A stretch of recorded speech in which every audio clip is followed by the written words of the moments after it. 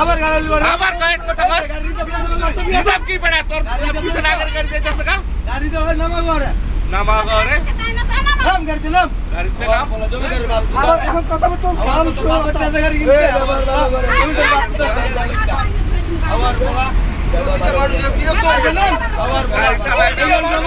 ভাই পড়া গাড়ি চালাস তা তুই গাড়ি চালাইতে গাড়ি হ্যাঁ গাড়ি চালাইবো বাপ তো দাও এই গাড়িটা জমা করে 5000 টাকা জমা 5000 টাকা জমা তো প্যাসেঞ্জার নাই রাবার গাড়ি গাড়ি প্যাসেঞ্জার নাই হাতে নাম গাড়ি তো গাড়ি রিজার্ভ লইছে 30 টাকা ভাড়া লইছে